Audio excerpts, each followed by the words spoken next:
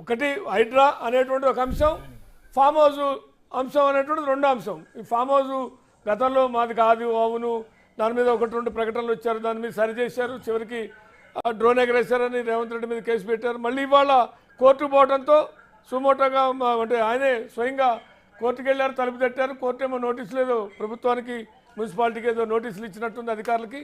బహుశా ఏంటి దీనికి సంబంధించిన ఇష్యూ ఏంటి అనేటువంటిది అన్నారు. దాంతో మీడియాలో అది నాది కాదు, అది లీజుకి తీసుకున్నా అనేటువంటిది వారు చెప్పారు. దాంతో అసలు ఫామ్ హౌస్ ఉందా లేదా లేకుంటే అనేది వివాదంతో పాటు అది ఎఫ్టీఆర్లో ఉందా లేదా అనేటువంటి రెండో అంశం.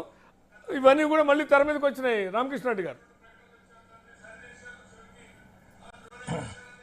ఎఫ్టీఎల్ కానీ లేకపోతే ఎక్కడ చెరువులు ఆక్రమణ ఎక్కడైతే జరిగిందో, నిర్మాణం ఎక్కడైతే చెరువులలో జరుగుతూ ఉన్నదో అవన్నిటిని కూడా మనం ఎక్కడైనా ఖండించాలి. గతంలో టీఆర్ఎస్ ప్రభుత్వం అధికారంలోకి రాగానే అయ్యప్ప సొసైటీ కానీ ఎన్ కన్వెన్షన్ కానీ మిగతా వాటిని కొన్ని అడావుడి చేసి కూలగొట్టినారు. మళ్ళీ ఎందుకు ఆపినండి అవన్నీ కూడా రాజకీయ ప్రభావితం, మళ్ళీ అనేక రకాలుగా ప్రలోభాలకు గురైపోయి అప్పుడు ఆపి దాన్ని అప్పుడే కంటిన్యూగా చేస్తే ఇప్పటిదాకా హైడ్రా చేసేటువంటి అవకాశం ఏర్పడపోతుండే. మళ్ళీ ఏ లేదు.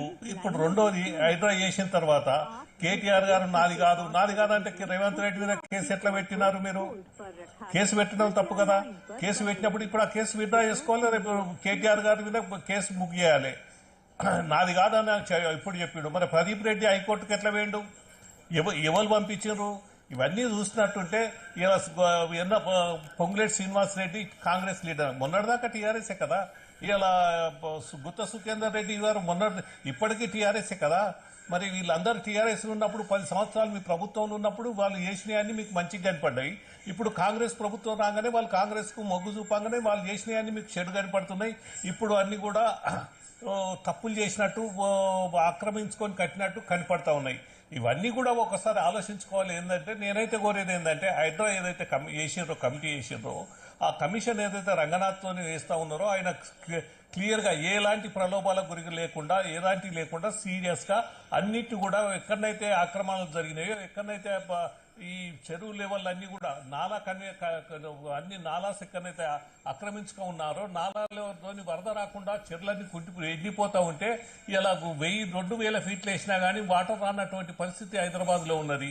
ఈ పరిస్థితి కారణాలు ఒకరికి కృష్ణా వాటర్, ఒకరికి గోదావరి వాటర్ తీసుకొచ్చి హైదరాబాద్ వాసులకు నీళ్లు ఇచ్చేటువంటి పరిస్థితి వచ్చింది. దేనికి వచ్చింది? అనేక చెరువులు కుంటలు మాయమైనాయి కదా ఈ ప్రభుత్వాల నిర్వాహకం వల్ల. ఇవన్నిటిని కూడా సరిచేసి ఇవన్నీ కూడా ఎవరు కాంగ్రెస్ వాళ్ళు కానీ టీఆర్ఎస్ వాళ్ళు కానీ వీళ్ళు సంసార్లు, వీళ్ళు మంచోళ్ళు, వాళ్ళు చెడ్డోళ్ళని మేము కోరడం లేదు. ఎవరు వచ్చినా, ఎవరు ఆక్రమణించినా, ఎవరు ఫామ్ హౌజులు కట్టినా, సినిమా యాక్టర్లు కట్టినా, లేకపోతే పారిశ్రామికవేత్తలు కట్టినా, లేకపోతే పారిశ్రామికవేత్తలు కూడా అధికారంలో ఉన్న వాళ్ళని ప్రభావితం చేసుకునే కదా కట్టింది, ప్రలోభాలకు గురి చేసి. ఇవన్నిటి కూడా కూలగొట్టడం కొరకు తీసుకున్న నిర్ణయం అయితే మంచిదని చెప్పి నేనైతే భావిస్తా ఉన్నా. దీనిలో కేటీఆర్ గారు ఇప్పుడు చెప్పేటువంటి విధానం కానీ, మా సోదరుడు శ్రీధర్ కూడా చెప్పేటువంటి విధానం కానీ, శ్యామల కిరణ్ రెడ్డి గారు అంటే నాకు తెలియదు, పేరు విన్నాను కానీ శ్రీధర్ నాకు బాగా తెలుసు, మేము ఇద్దరం ఒక పార్టీలో పనిచేసినాం. ఇప్పుడు ఈ విషయాలన్నింటినీ కూడా అందరూ ఏకీభవిస్తున్నారు, అందరూ స్వాగతిస్తూ ఉన్నారు కదా. స్వాగతించినప్పుడు జరగనియండి. మళ్ళా హైకోర్టుకు ఎందుకు పోయినారు అందరు? ఇప్పుడు కేటీఆర్ నేను ఎంబడి నుండి కూలగొట్టిస్తూ అంటున్నాడు. మీరు ఇప్పుడు చెప్పిన దాంట్లో నేను విన్నాను. మా శ్రీధర్ రెడ్డి గారు కూడా చెప్తా ఉన్నాడు తప్పులుంటే నిర్ణయం తీసుకొని. శ్యామల కిరణ్ రెడ్డి గారు కూడా చెప్తా ఉన్నారు. మరి అందరు చెప్పిన తర్వాత ఇక దాంట్లో ఎఫ్టీఆర్లో లేకపోతే కూలగొట్టరు. దాని గురించి కోర్టుకు పోవాల్సిన అవసరం, ఎఫ్టీఆర్లో లేకపోతే కూలగొట్టరు, కోర్టుకు పోవాల్సిన అవసరం లేదు. మరి ఎఫ్టీఆర్లో ఉందని అనుమానం ఎవరైతే వానర్ ఉన్నాడో వానర్కి అనుమానం వచ్చిందా, లీజుదారుడికి అనుమానం వచ్చిందా? లేదు అయినా కానీ ఎఫ్టీఆర్లో లేకపోయినా రాజకీయ కక్ష భాగంగా కూలగొడతారని అనుమానించారా? ఏం జరిగితే కోర్టు పోయారనేది ఒక ప్రశ్న. పివి గారు, శ్రీధర్ రెడ్డి గారు, నేను ఏమంటున్నానంటే ఇప్పుడు ఇష్యూ అంతా వచ్చింది. రామకృష్ణ రెడ్డి గారు, శ్రీధర్ రెడ్డి గారు రియాక్ట్ అవుతారు. ఒక్క నిమిషం శ్రీధర్ రెడ్డి గారు, ఒక నిమిషం.